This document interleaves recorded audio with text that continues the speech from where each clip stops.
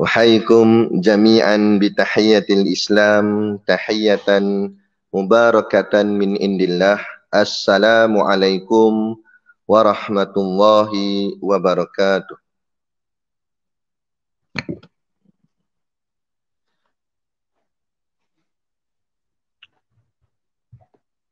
Ila hadrati sayyidina wa habibina wa syafi'ina Muhammadin sallallahu alaihi wasallam wa ila arwahi abaihi wa ikhwanihi minal anbiya'i wal mursalin salawatullahi wassalamuhu alaihi wa alaihim ajma'in wa ala ali kulli wassahabati wal qarabati wat tabi'in wa tabi'it tabi'in bi ihsanin ila yaumiddin wa ila arwahi walidina wa muallimina wa zawil huquqi alaina ajma'in wa khususan ila hadrati al-alim al-alamah al-syaikh Wan Ahmad bin Muhammad Zain al-Fatani wa Abu Qutaibah Rashidi Abdurrahman al-Fatani syai'un lillahi lahumul fatihah. A'udzubillahi minasyaitonir rajim. Bismillahirrahmanirrahim. Alhamdulillahirabbil alamin. Arrahmanir rahim. Maliki yaumiddin. Iyyaka na'budu wa iyyaka nasta'in. Ihdinas siratal mustaqim. Siratal ladzina an'amta 'alaihim ghairil maghdubi 'alaihim waladdallin. Bismillahirrahmanirrahim. Alhamdulillahi rabbil alamin.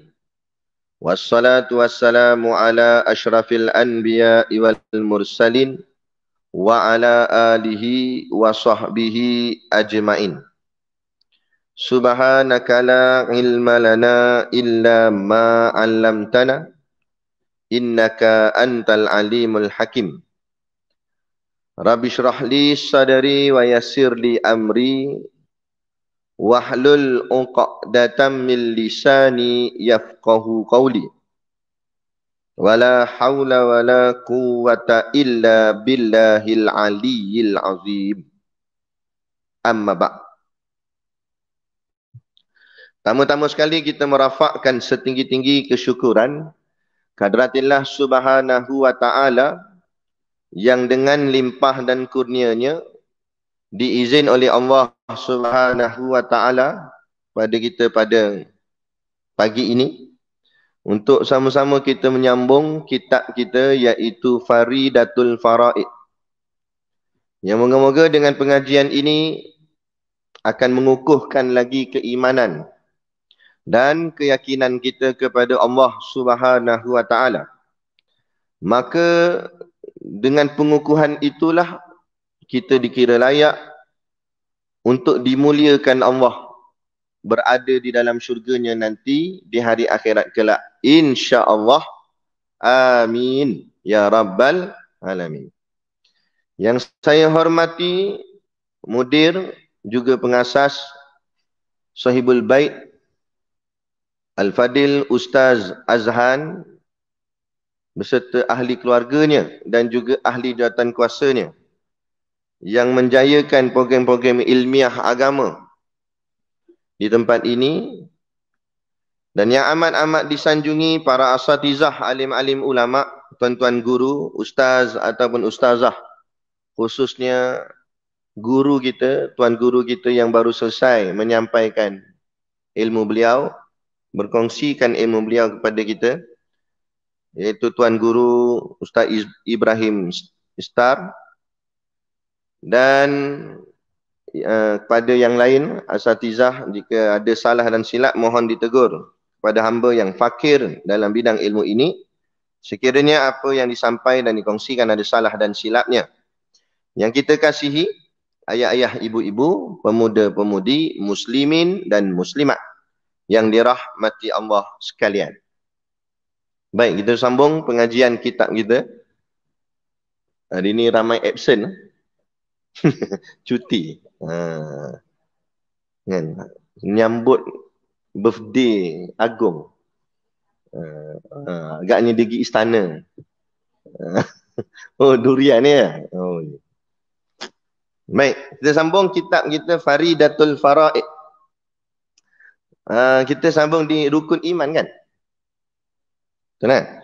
Qala al-muallif rahimahullahu taala wa nafa'ana wa iyyakum bi ulumihi fid daraini amin ya rabbal alamin. Kata pengarang kitab, rukun iman ada 6 perkara. Dan segala rukun iman itu 6 perkara.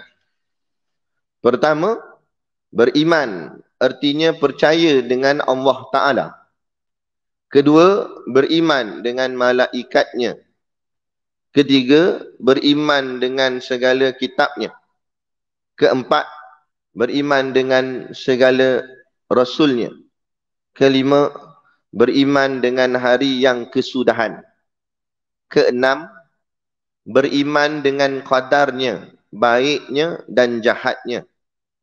Artinya, bahawasanya sekalian perkara sama ada elok seperti taat atau keji seperti maksiat, hasil ia dengan perbuatan Allah Ta'ala atas muafakah kehendaknya pada sedia kalanya.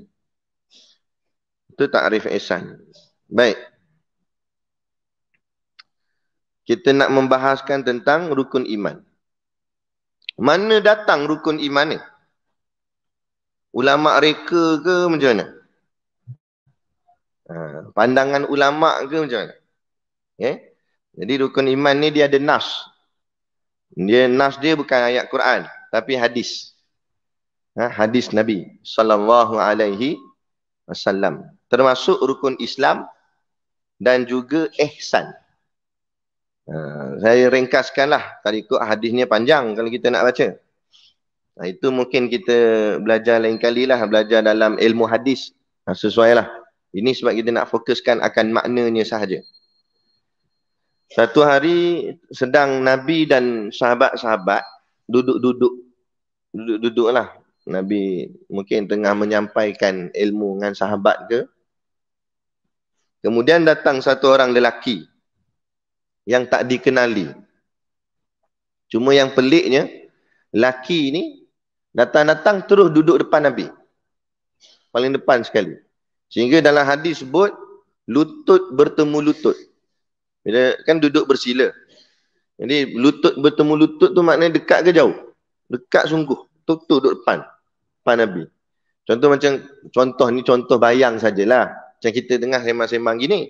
Datang satu orang rapuk duduk depan meja ni terus. Kan depan meja dah, atas meja terus duduk. Apa akan jadi pada suasana waktu tu? Kita pelik tak? Kita semua pelik tak? Ni siapa dia ni? Kan? Datanglah lambat. Lepas tu duduk depan tu. Siapa dia? Jadi macam tu. Sama lah. Waktu tu sahabat-sahabat tertanya-tanya. Siapa dia ni? Datang-datang terus duduk depan Nabi. Nak kata kalau sahabat yang rapat dengan Nabi tak kenal siapa dia. Kalau Saidina Bakar dia berkenal lah. Saidina Umar dia berkenal. Saidina Uthman dia berkenal. Saidina Ali dia berkenal. Tapi ni siapa dia? Tak kenal. Dan kemudian pula kalau nak dikatakan orang ni orang luar ni maksudnya musafir daripada tempat lain datang. Tapi gaya musafir tak ada. Maksud gaya musafir tu, pertama rambut ni tersusun rapi. Sehingga dalam hadis sebut, seperti seolah-olah orang yang baru keluar daripada mandi. Kalau kita baru keluar daripada bilik mandi, rambut kita serabai ke cantik elok. Sebab basah kan, dia straight je. Nampak hitam dia rambut tu. Macam tu. Jadi rambut orang ni tersusun rapi. Jadi kalau kata musafir, takkan rambutnya tu. Sebab bila musafir, kena terbang angin lah apa semua, jadi agak serabut. Ini bukan orang musafir ni. Nak kata musafir, baju dia mesti berdebu sebab padang pasir. Tapi ni baju cantik elok. Macam iron. Straight, tak ada kusut, tak ada apa. Tapi kalau nak kata orang sini, tak kenal. Kalau nak kata orang Mekah, tak kenal. Tak pernah nampak pun muka. Kan? Kata orang luar, tak nampak gaya orang luar. Siapa dia? Tertanya-tanya. Tapi tengok ni, nak tunjuk adabnya sahabat. Tak ada sahabat terus, ni siapa dia ni? Duduk depan Nabi tiba-tiba ni. Tak. Senyap je semua. Semua tak kata apa. Hanya melihat saja. Datang duduk depan Nabi, terus tanya Nabi. Ya Rasulullah, ma maknal Islam? Ha, kan dia tanya, ya Muhammad, akhbirni anil Islam. Kan? Kemudian dia tanya pula lagi, akhbirni anil iman. Akhbirni anil ihsan. 3 benda dia tanya. Dekat Nabi kita. Bila dia tanya, akhbirni anil Islam, Nabi terus jawab. Faqala Rasulullah SAW, Nabi sebut satu-satu yang ada yang kita belajar dalam rukun Islam. Syahadati alla ilaha illallah wa anna Muhammadar Rasulullah wa iqamis salah wa ita'iz zakah. Nabi jawab. Sampai cukup jadi 5. Kemudian dia tanya pula, akhbirni anil iman. Lelaki tadi tu tanya. Nabi pun jawab, antu'mina billahi wa malaikatihi wa kutubihi wa rusulihi. Cukup sampai jadi 6. Lepas tu dia tanya, akhbirni anil ihsan. Dia tanya, apa tu ihsan pula? Nabi jawab, antak budam wahaka annaka tarahu fa innahu tarahu fa innahu lam yuraka. Saya lupa dah. Macam tu lah lebih kurang ayat dia. Tak ada tulis ni. Lepas tu dia tanya pula yang last kali, soalan keempat. Dia tanya bila berlakunya kiamat dan apa tanda-tandanya. Kemudian Nabi jawab dulu. Sebelum Nabi jawab, Nabi kata dulu, orang yang bertanya lebih tahu daripada yang ditanya. Lagi sahabat pelik. Kenapa Nabi jawab tu? Nabi macam kenal orang tu siapa.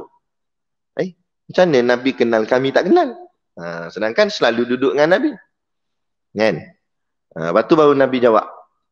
Nabi pun kata tanda-tanda ni tu yang tersenarai dalam kitab akhir zaman. Tanda-tanda kiamat. Nabi cerita satu-satu. Bila ibu menjadi tuan kepada anak. Nabi cerita tanda-tanda akhir zaman. Maka inilah 4 soalan yang ditanya. Kemudian habis Nabi jawab. Laki ni pun bangun dan pergi. Lagi pelik. Tanya-tanya belak.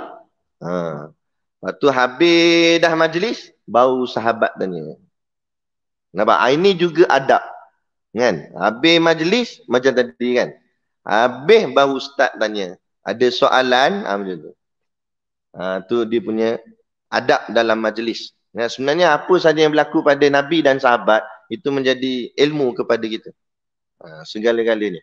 Kan? Bukannya satu kebetulan, tapi itu semuanya ilmu. Sebab tu ulama' syarah kitab-kitab sirah apa yang berlaku pada Nabi dengan sahabat. Jadi, habis dah tu baru sahabat tanya, ya Rasulullah, maaf bertanya. Siapa dia tadi tu? Kami tak kenal dia. Kalau nak kata orang luar, tak ada gaya orang luar. Nak kata orang sini, kami tak kenal. Siapa dia ya Rasulullah? Baru Nabi jawab, itulah malaikat Jibril. Dan waktu tu, kira-kiranya, sahabat dapat melihat malaikat Jibril. Dapat lihat malaikat. Sebab apa? Waktu tu malaikat menjelmakan dirinya dalam rupa manusia. Malaikat, iblis dan jin. 3 makhluk ni atas izinnya Allah. Syaratnya dengan izin Allah lah. Dia boleh berubah bentuk. Dia boleh berubah bentuk segala makhluk yang ada atas muka bumi, melainkan satu saja. Baginda Nabi kita Muhammad SAW, tu tak boleh. Jadi maksudnya setan boleh menyerupai rupa mak ayah kita. Boleh menyerupai tok guru kita. Sebab tu diajar kita lagi-lagi dalam soal akidah, jangan kita taksub dengan guru. Jangan kita taklid, istilahnya membabi buta lah. Maksudnya ikut aja. Tidak. Tapi yang kita nak ambil ialah ilmunya. Kerana ilmu tidak pernah berbohong. Sebab ilmu tu daripada Allah. Kan? Ilmu takkan salah. Guru je boleh salah. Ilmu tak salah. Jadi apa yang nak disampaikan ni, ambil ilmu. Macam saya, apa yang saya sampaikan, ambil ilmu yang saya sampaikan. Dan kalau rasa apa yang saya sampaikan tu tak betul, boleh rot. Boleh nak kata saya tak setuju. Saya boleh bawa balik hujah. Buktikan betul. Sebab apa? Sebab bila ilmu mesti betul. Kan tak? Saya berani. Sebab bukanlah kita nak cabar. Okay? Bukanlah istilahnya, okey, saya berani cabar siapa-siapa. Bukanlah maksudnya tu. Kita pun bukan hebat sangat. Cumanya, bila kita pegang ilmu, kita yakin. Kita yakin. Kalau orang kata gini, jawapan dia gini. Orang kata gini, jawapan dia gini. Sebab kita ada ilmu. Tapi kalau tak ada ilmu tu yang jadi o'ah-o'ah. Oh, iya ke? Iyalah. Macam tu Macam tu tu yang datang geng-geng Wahabi. Kata ni bid'ah, tu bid'ah. Kita pun dah habis. Sampai tak boleh baca kunut, tak boleh salam pas mayang, tak boleh apa semua, tak boleh. Sebab kita tak berpegang dengan ilmu. Bila orang goyang keyakinan kita, bergoncang juga keyakinan kita. Kalau soal ibadah, soal fiqah tak apa lagi. Bukanlah tak apa tu makna kita kata tak kisah. Berat juga, tapi taklah sampai teruk sangat. Kalau contoh, kita ragu dengan kunut. Kita biasa semayang subuh baca kunut. Datang satu orang kata, mana dalil ni baca kunut ni? Pandai-pandai baca ni. Oh iya ke? Gitu. Kita ya ke kunut tak apa lagi. Esok subuh tak semayang subuh tak baca dah kunut. Saya nak tanya, berdosa tak dia tak baca kunut semayang subuh esoknya tu? Dosa tak? Dosa ke tidak? Tak berdosa. Cuma luput fadilat. Kurang sikit pahala dia. Sebab apa? Sebab dia tak buat benda yang sunat. Tapi tak rosak. Semayangnya sah. Sebab tu maksud saya kata tak apa tadi tu. Bukan tak apa tu kita tak kisah. Tapi makna boleh tahan lagi. Tapi kalau sampai dia menggoncangkan akidah dan keyakinan kita macam. Dia kata, bukan ke Tuhan ni di langit? Kata. Tuhan duduk kat langit kan? Ya ke? Kita ya ke? Macam ni. Bermakna akidah kita tu digoncang. Kita jadi ragu. Tuhan kat mana? Langit Lepas tu tak boleh dalam bab akidah. Bab fiqah tak pergi.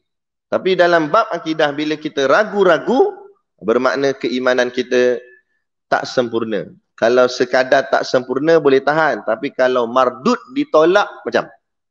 Kalau Allah tak terima keimanan kita, berat itu. Anak kunci syurga tak ada. Walaupun modal ada. Duit ada. Modal nak masuk syurga apa dia? Modal nak masuk syurga. Amal.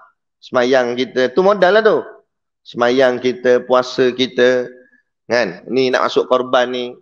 Main sebahagian, seekor tu kot. Dia nama dia seorang. Bagusnya. Itu modal. Tapi modal ada, modal saja ada, kunci tak ada. Agak-agak boleh masuk rumah. Duit banyak 4 juta ada dalam bank. Kan? Tapi kunci rumah tak ada. Masuk tak rumah? Tak boleh masuk. Macam tu juga. Modal banyak, amal banyak. Tapi anak kunci syurga tak ada. Mana anak kunci syurga? La ilaha illallah. Tauhid, akidah tu anak kunci. Fiqah, ibadah, itu modal. Jadi ibadah semata-mata tak menjamin. Itu tadi Ustaz Ibrahim Ustaz sebut. Kamu mengaku sahaja sebagai seorang Islam, tapi kamu tak melaksanakan apa yang diajar oleh Islam, belum tentu lagi selamat. Belum cukup. Lepas tu banyak ni orang, dia bila dia dah mengucap di kalimah syahadah, dia kata dia masuk Islam dah, lepas tu dia tak peduli. Bab-bab ibadat tak peduli, bab akidah tak peduli. Tak peduli langsung ilmu agama. Sibuk siang malam kerja. Pergi pagi balik petang, pergi pagi balik petang. Tambah pula overtime. Sampai ke malam. Lembu pun petang-petang balik kandang. Dia tak balik lagi. Sampai lembu kata, sapu lembu. Kata. Nak cerita teruknya sibuk dengan dunia. Kan? Tapi sampai tak peduli soal akhirat. Itu baru masalah. Akhirnya sedar tak sedar, anak kunci tinggal. Padahal dia sudah pun meninggalkan dunia. Anak kunci tinggal. Patut kena bawa sekali anak kunci. Nanti baru boleh buka pintu syurga. Tak boleh. Amal ada, kunci tak ada. Nak masuk macam mana? Tak ada masuk. Duduk dalam neraka selama-lamanya. Lepas tu saya nak tanya, ada tak orang kafir yang baik? Ada kan? Ada orang kafir yang suka tolong orang, ada? Tak? Ada orang kafir minum arak tak pernah? Ada tak? Makan babi tak pernah? Tapi orang kafir yang baik macam ni, soalan saya mudah ya. Masuk syurga ke tidak? Sebab apa tak masuk syurga? Padahal dia baik. Sebab tak ada anak kunci. Tu saya nak masukkan. Tu tara kafir, tara kita ngaku-ngaku Islam. Amal banyak. Kan? Tapi anak kunci tak ada. Tak boleh masuk lah. Tu pentingnya iman. Ni nak cerita tentang rukun iman. Supaya kuncinya tu betul. Baru boleh masuk, pusing, pintu boleh buka. Ini bahasa kiasan. Jadi ini ada faham pula. Iman tu kunci. Mana? Kedai kunci ada jual kat sana. Itu kiasan saya masukkan. Nak maksud kiasan saja. Kan? Nak masukkannya syarat nak masuk syurga lah. Tu maksud dia. Iaitu memahami akan iman ini apa dia. Tu maksud dia. Baik. Jadi ditanya oleh sahabat Nabi pun kata itulah malaikat Jibril. Lepas tu sahabat tanya kenapa? Dia tanya. Bukan dia tanya sebab dia tak tahu. Tapi ini sebagai highlight bahasa kita sekarang ni lah. Untuk mentionkan. Untuk angkat benda tu bahawa supaya orang yang dengar tu, baru tahu. Bukan malaikat tak tahu, malaikat tahu. Malaikat tahu, Nabi tahu. Tapi sahabat. Jadi bila berlaku perbualan tu, sahabat akan alert. Gini ya benar. Sebab tu kadang-kadang ada orang dia sengaja bertanya soalan. Kadang dia dah tahu jawapan. Tapi dia tanya soalan tu supaya kawan-kawan yang lain dapat manfaat. Kan? Contoh aja. Katalah dia datang kuliah. Suami dia ada sekali. Suami dia seokok. Contoh. Suami seokok. Jadi dia bebel lama dah kat rumah. Tapi tak load. Jadi masa kuliah tu dia ambil kesempatan. Assalamualaikum Ustaz. Salam. Cuba Ustaz cerita Ustaz. Apa hukum rokok ni Ustaz? Tapi dia tak cakap suami dia. Dia cuma tanya soalan. Ustaz pun pumpang. Suami dia daripada tegak ni. Dari kali masuk ruang meja tu kan. Nak. Jadi kurang-kurangnya dengan soalan tadi barulah suami dia pun dengar mikir, balik-balik mikir. Betul lah. Akhirnya berhenti. Itu antara salah satu manfaat bertanya. Tu. Tapi kalau bertanya untuk menguji ilmu seseorang itu tidak dibenarkan. Itu menyalahi adab. Cuba Ustaz bagi tahu dari sikit. Lepas tu Ustaz tu pun betul Ustaz. Ustaz ambil dah. Itu menguji. Itu biadab namanya. Tak boleh gitu. Tapi kalau kita nak sampaikan macam ni kenapa malaikat Jibril pergi tanya ke Nabi? Bukan malaikat Jibril tak tahu. Tapi tanya tu supaya jadi manfaat pada orang yang keliling waktu tu. Sahabat-sahabat Nabi. Ini makna Islam, ini makna iman dan ini makna ihsan. Maka hasil daripada hadis ni lah ulama ambil, bawa keluar, disusun satu-satu supaya nampak. Kalau ikut hadis dibentuk ayat je. Inilah kerja ulama. Dia ambil, dia susunkan dalam bentuk poin. Okey, yang pertama beriman pada Allah, yang kedua beriman pada malaikat tu. Supaya apa? Memudahkan kita nampak dan memudahkan kita faham. Akhirnya jadi hafalan bagi kita. Rukun Islam 5, rukun iman 6, gitu. Kemudian datang ulama kemudian lagi pula disyarahkan pula setiap satu tu. Apa maksud beriman pada Allah? Ni yang kita nak mengaji pada apa ni? Pada pagi ni. Baik. Rukun iman ada 6 perkara. Jadi pengetahuan kita tahu dah. Mana datang rukun iman ni? Pada hadis. Dalam peristiwa yang saya cerita tadi. Walaupun ceritanya kita tak baca hadis yang betul-betul dari segi bahasa Arab, kurang-kurangnya kita dapat maklumat dah, pengetahuan. Dan kenapa jumlah dia 6? Sebab dalam hadis pun cakap 6. Nabi cakap 6. Nabi tak sebut 1, 2, 3 tu. Nabi sebut direct je. Ulama tolong susun balik jadi 6. 6 perkara. Dan antara hikmah, kenapa rukun Islam 5, rukun iman 6? Apa saja, ingat apa saja yang berlaku bukan coincident, bukan kebetulan. Semuanya telah ditentu dan ditetapkan oleh Tuhan Allah. Sama juga, kenapa timbulkan persoalan? Kata Imam Syafi'i, Kalau kamu nak cepat alim, timbulkan persoalan. Banyakkan bersoal. Banyakkan pertanyaan. Kenapa? Kenapa? Kenapa? Kenapa tu bukan kita tanya dalam bentuk kita pertikai. Tapi kita nak perkukuhkan lagi kefahaman kita. Maksudnya contoh, okay, kenapa Allah buat rukun Islam 5, rukun iman 6? Pernah tak kita tanya? Kan? Tanyalah. Atau kadang tak ada tanya. Last sekali ustaz yang tanya. Tu jadi program tu ustaz tanya, ustaz jawab. Sebab tak ada siapa yang tanya. Kan? Kenapa rukun Islam 5, rukun iman 6? Itu nak menunjukkan bahawa antara hikmah dia lah, antara. Banyak lagi. Tapi antara hikmah dia, menunjukkan bahawa iman lebih mustahak dan lebih penting daripada Islam. Sebab tu dia lebih 1, 6. Ini 5.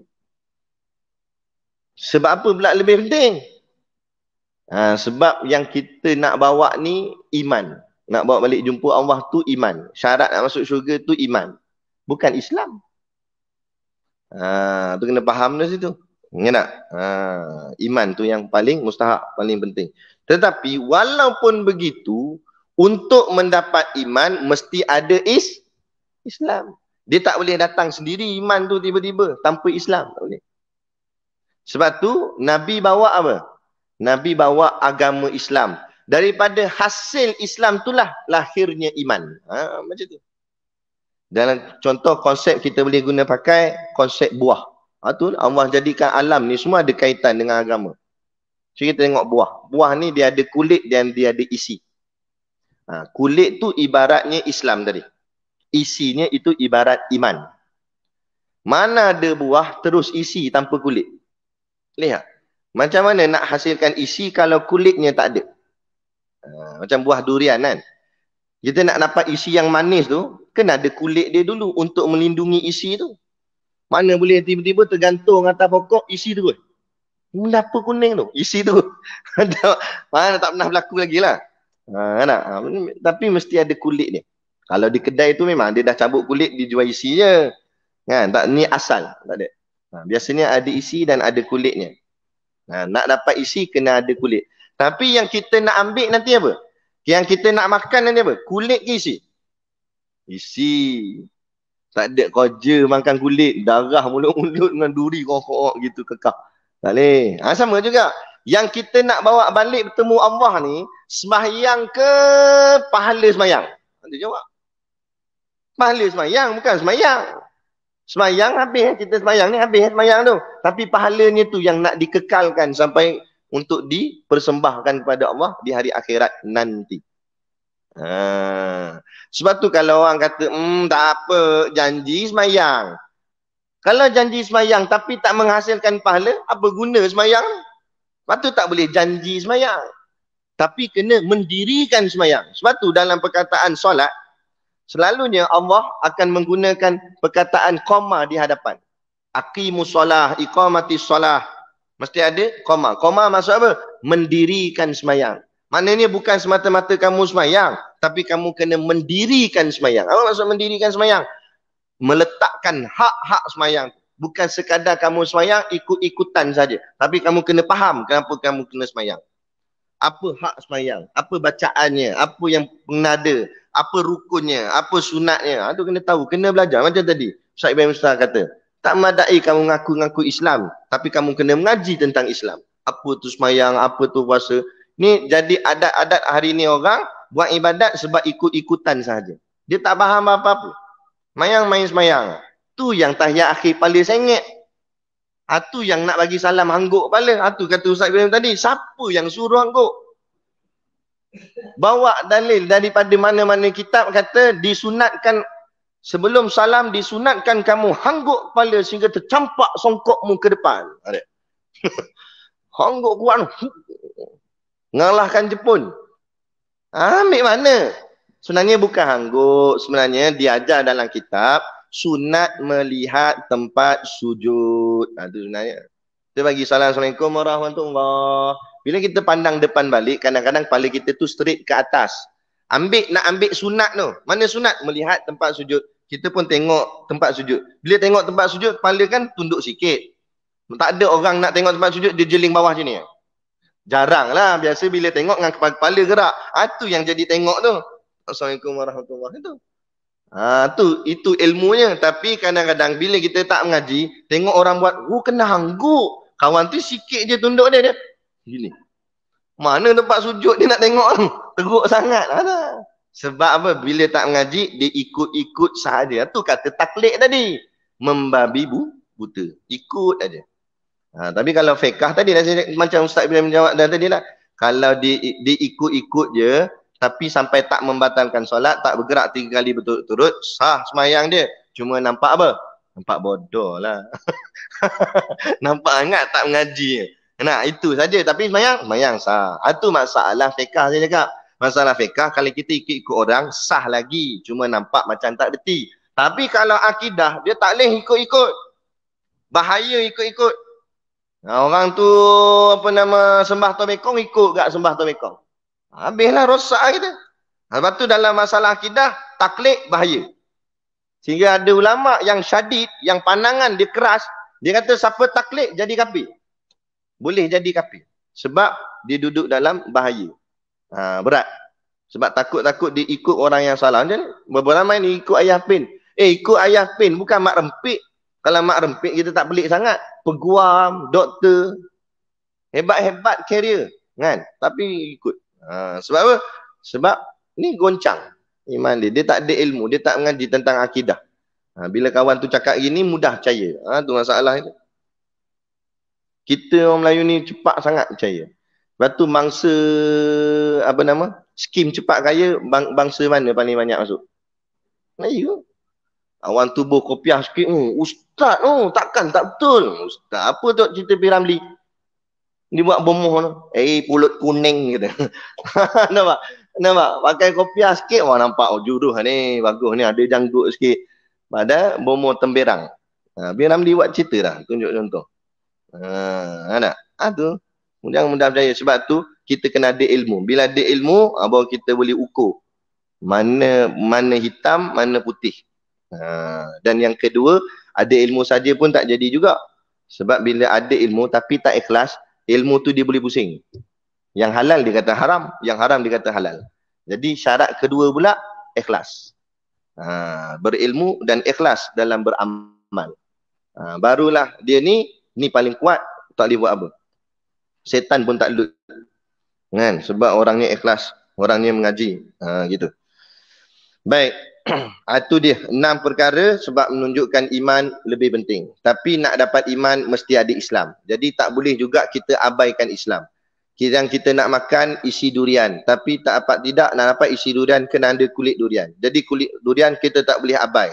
Macam tu juga. Mana tak boleh abai lah rukun Islam. Tak boleh abai semayang, tak boleh abai puasa, tak boleh. Tak boleh kita tinggal. Sebab apa? Sebab dengan sebab semayang puasa itulah iman kita akan terbentuk dengan cantik. Tapi yang nak dibawa balik pada Allah, iman tu. Bukannya yang tadi banyak-banyak tu. Yang tu ditinggalkan di dunia. Sebab tu dalam kubur ada lagi tak semayang? Nak tanam dia kata, jangan tanam dalam sangat. Bagi ruang dia boleh berdiri. Takut nak semayang di dalam kubur. Tak ada. Dalam kubur tak ada lagi semayang. Dalam kubur kena puasa Ustaz. Puasa apa memang tak makan dah. Nak makan apa lagi dalam tu dah. Kan? Perut pun pecah dah time tu. Nak makan apa lagi? Tak ada. Jadi tak ada. Ibadat tu semua dunia. Hasil ibadat tu yang nak dibawa balik ke akhirat. Yaumala yanfa'u malu wala banun illa man atallaha biqalbin salim. Pada hari yang tak ada guna harta benda, anak pinak semua tak ada guna dah. Melainkan hati yang qalbun yang salim disebut. Hati yang sejahtera. Hati yang sejahtera itu apa? Hati yang terkandung di dalamnya iman yang sempurna. Itu yang kita nak. Itu kita nak mengaji tentang iman. Itu saya nak cerita bagi faham dulu. Kenapa rukun iman tu penting? Sebab selama ni kita mengaji dah di sekolah berapa kali mengaji rukun iman. Rukun iman 6 perkara. Ngapal dulu, nak ingat zaman sekolah dulu. Mana? Tapi adakah masuk kepahaman dalam hati dia? Tak masuk. Ini kita nak kupas satu-satu. Apa tu rukun iman dan kenapa ia penting? Penting tak penting sampai Allah arahkan malaikat Jibril pergi jumpa Nabi, tanya soalan kat Nabi. Tu penting tu maksudnya. Tapi kita buat abai. Ha, tu yang jadi akhirnya rukun iman ni nampak macam tak ada apa-apa sangat. Ha, gitu je. Baik. Dan segala rukun iman itu 6 perkara. Ha. Kenapa 6? Sebab dalam hadis sebut 6. Ha, itu je jawapan dia. Mudah. Ikut sudah.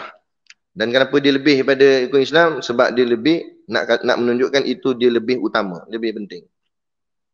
Okey. Dan 6 perkara ni maksud dia kena ada 6 ni baru iman dia tu ada. Baru dikira dia tu beriman. Ha, rukun tu macam tu. Rukun ni maksud apa rukun? Rukun bermakna iman.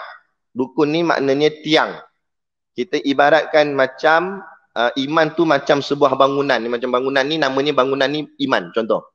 Jadi nak berdiri kukuhnya bangunan ni kena ada tiang. Saya dulu belajarnya bidang engineering kan. Jadi saya tahu tiang-tiang ni bukan saja-saja, bukan saja nak bagi lawa tak. Tiang ni dia pasak paling penting. Kurang satu je bangunan tu tak kuat dah. Bila-bila masa boleh runtuh, retak, pecah. Dia tak boleh kurang. Kalau dalam kertas kerja, dalam kertas projek dia tu ditulis 5 tiang, wajib kena letak 5 tiang. Dan dari segi engineering pula, dia takkan letak lebih. Dia tulis situ kena letak 5 tiang. Kita tambah satu lagi bagi 6. Biasanya dalam engineering tak buat macam tu. Sebab apa? Sebab bila lebih dia akan jadi kos. Kalau terlampau kaya tu lantak dia lah. Tapi dalam konsep engineering dia akan cut cost. Dia ambil kos paling rendah untuk jimat. Tapi dalam jimat pun mesti ikut dia punya syarat, spek dia. Kita panggil spek. Yang jadi stadium runtuh, jambatan pecah, retak, MRRT apa benda, lupa dah yang dulu tu. Itu sebab apa? Sebab lari spek. Macam tadi dia cakap, patutnya dalam spek kertas kerja tu kata 6 tiang, pergi buat 5. Itu yang jadi macam tu. Sebab ada yang tipu dalam tu. Tapi kalau betul cukup. Macam mana rukun iman ni, syarat dia mesti 6. Kalau buang satu dia tak jadi 5, kosong terus. Roboh. Macam ni ya. Tak saya try. Tak saya try. Habis kuliah yang kita pecahkan ramai-ramai tiang ni. Lama dah masjid ni. Minggu depan tak ada kuliah. Sebab tu setiap tiang ni dia main peranan, dia pegang. Sama kat dalam rukun iman ni, 6 ni, setiap satu ni dia pegang betul iman. Bila kita buang satu, bukan 5. Baki tak apa, ada 5 lagi. Tak. Kosong terus. Bila kosong terus maknanya tak ada iman. Tak ada iman tu istilah lain dipanggil apa? Takut nak sebut tau. Kapiak.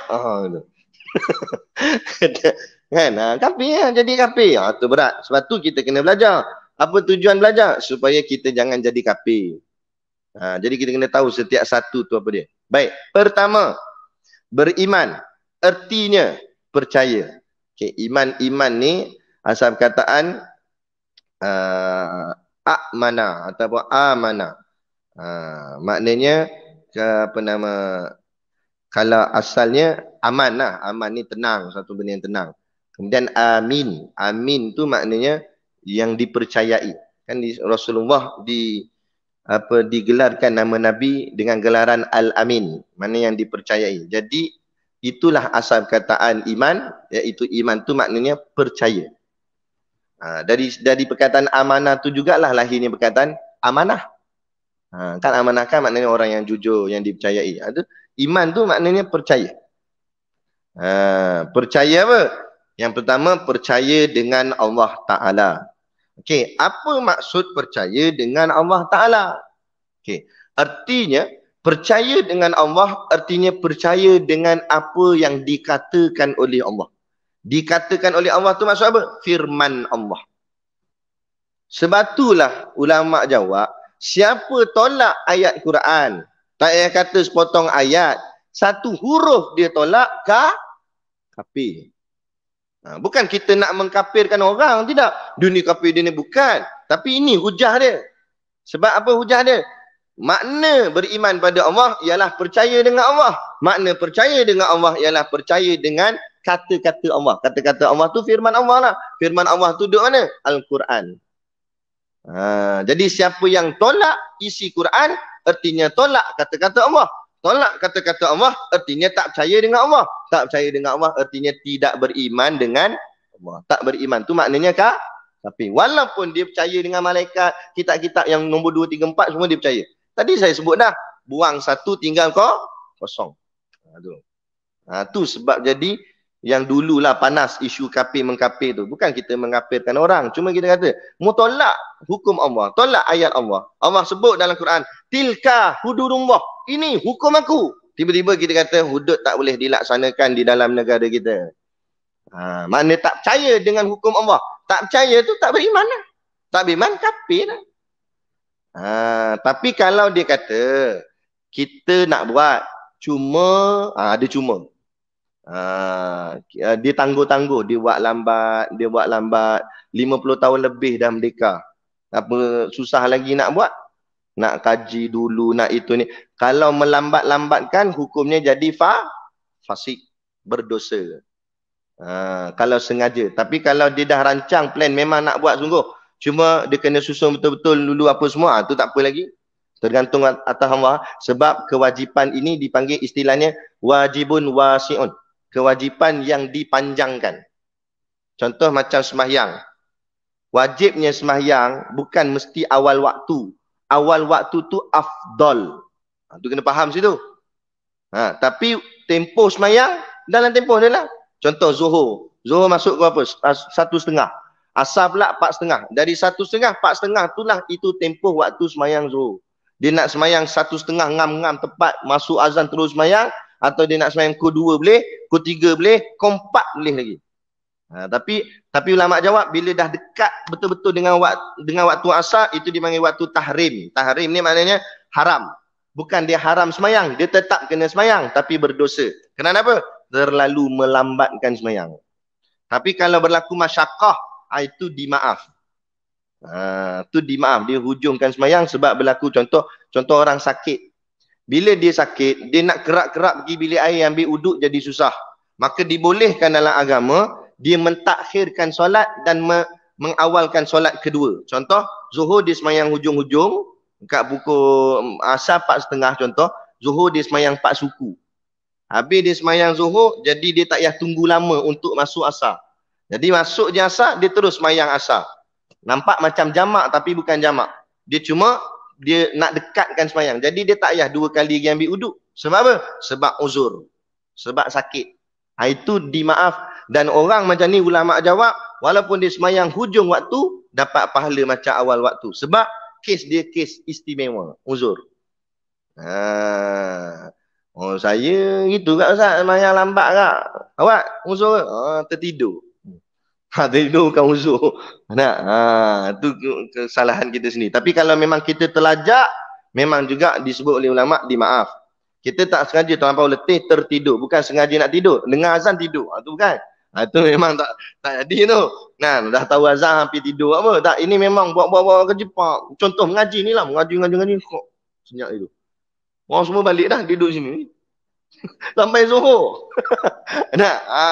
Dia tidur, lepas tu lajak sampai asar, lama tidur. Duduk situ lagi, duduk pegang kitab tu.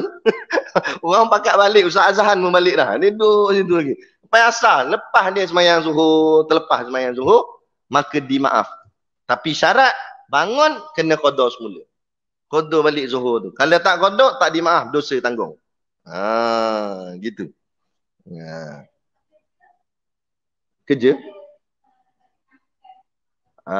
Kalau dia maksudnya kalau dia tangguhkan dalam keadaan sedar, tak dimaaf. Okey, dia buat kerja tu dia ingat tak, dah masuk waktu, tapi dia kalut buat kerja lagi. Tu tak dimaaf. Sengaja tak dimaaf. Dia yang tak sengaja, tak dimaaf. Contoh, kalut buat kerja. Sibuknya kerja tu.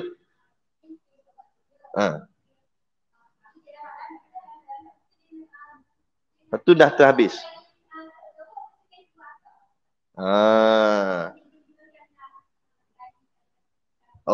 Sebab kerja tu. Okey, kalau sebab kerja tengok dulu betapa pentingnya kerja tu. Okey, dalam Islam maqasid syariah yang paling tinggi sekali nyawa. Apa saja yang berkait dengan nyawa maka itu jadi keutamaan, priority. Contoh, doktor bedah. Doktor baru nak angkat takbir. Doktor, usolli apa gini ada ni? Accident. Peha pisah terus. Kanan pergi sana, kiri pergi sini. Nampak?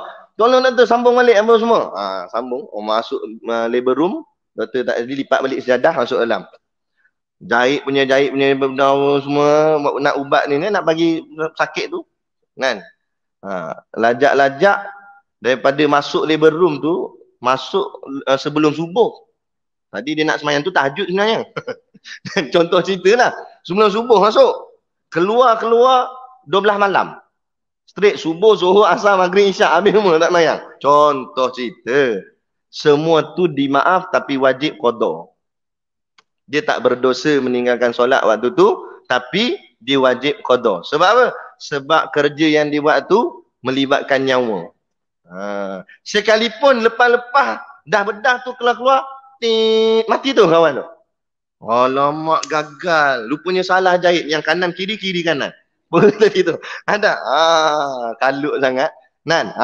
Walaupun gagal kerja dia buat untuk menyelamatkan nyawa orang tu, tak apa. Sebab dia memang niat untuk selamatkan nyawa. Nyawa mustahak. Tengah semayang, ulama kata kena batal. Tengah semayang, nampak budak main kat tangga, kita ni semayang kan. Budak tu dia sikit, budak kecil, sikit lagi nak kena sampai kat tangga. Kita risau ni, dia tak perasan jatuh tu golek ni. Batal semayang, kejar sambut. Gitu. Jangan cobaan, biar dia jatuh. Jangan mati kawan tu. Walaupun bukan anak kita. Tapi budak lah. Kalau orang dewasa jangan, takkan dia tak reti tu tangga. Lama. Mak. Biarlah dia orang dewasa dah. Ni budak. Tu kena tengok. Itu dia punya. Sebab tu makruh semayang tutup apa? Tutup mata. Dulu saya tak faham juga. Kita duk faham tutup mata sebab kita nak khusyuk lah. Rupanya kenapa ulama makruh kan? Kes ni. Bila tutup mata, kita tak nampak kalau ada benda-benda penting depan kita. Orang nak kelanggar, orang nak jatuh dalam lubang. Gitu. Ni tutup mata. Kawan tu siap tak tolong. Lagi pik ni. Laki kenyit mata dia. Jangan kacau. Kawan tu minta tolong dah.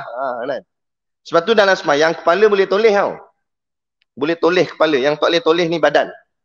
Dada yang kena menghadap kiblat. Kepala lari tak membatalkan solat. Kita semayang, tolong. Dia tolong. Dia tengok. Ini dalam hutan tolong pula. Boleh toleh. Tapi jangan lebih 3 kali betul-betul dengan macam ni. Itu batal lah.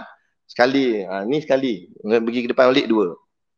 Tu sebab tu juga kalau kita semayang. Tiba ada orang tepuk. Dia toleh untuk pastikan betul tak ada orang. Toleh tak ada. Tak ada pula. Kiri juga kan. Tak ada juga. Lain kali dia balik dengan tu lari. Ingat jin. Punya kawan tu duduk betul-betul belakang. Tu tak nampak tu. Kan? Tu. Jadi boleh. Tapi toleh dengan badan-badan. Sehingga dada ni lari pada arah kiblat. Itu batal lah semayang. Jadi kepala boleh. Untuk kita nak tengok. Lepas tu makruh tutup mata. Sebab nyawa mustahak. Macam tadi soalan. Kalau dia meninggalkan semayang kerana kerja, kena tengok kerja tu. Betapa pentingnya kerja tu. Kalau sampai melibatkan nyawa, itu sangat-sangat mustahak. Okay. Contoh lagi, Roblox. Ada perompak ni, pembunuh ni terlepas. Terlepas. Dan dia ni memang dikenali sebagai pembunuh bersiri. Jadi, nak kepung dia, setiap jalan nak keluar daripada Kota Raja ni, polis tutup buat roadblock. Jalan bawah ni, kot sini ke mana. Contohlah kalau ada 3-4 jalan, tutup habis semua. Lepas tu katalah masuk waktu semayang. Ingat tak? Kalau boleh bergilir semayang, wajib bergilir. Contohnya ada 3-4 orang anggota, contoh 4 orang kata. 2 lagi tengah semayang dulu, 2 lagi jaga. Tapi tak dia seorang tu je. Kalau dia semayang, terlepas lagi.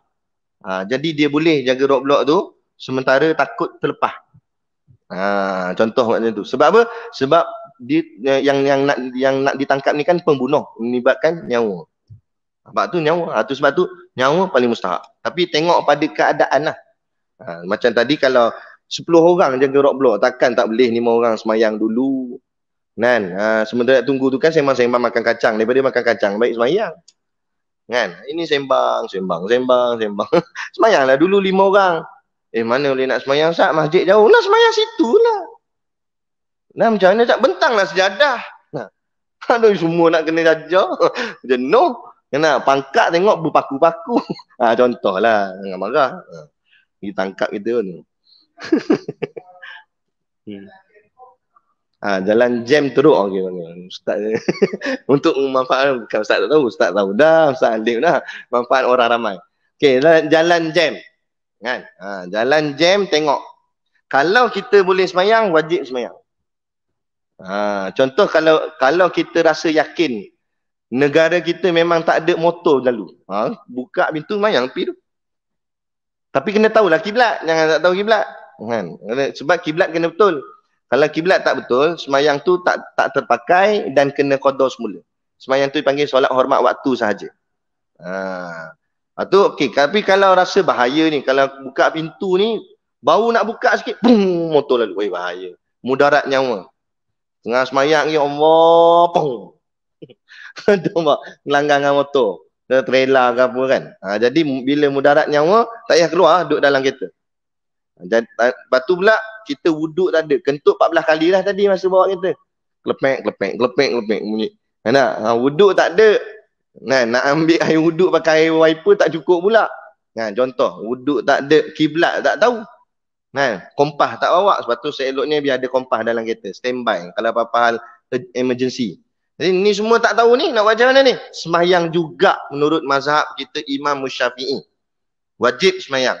Semayang juga, habis semayang ngadap mana? Ngadap lah steering. Jangan berdiri pula dalam kereta. Takut gini aku.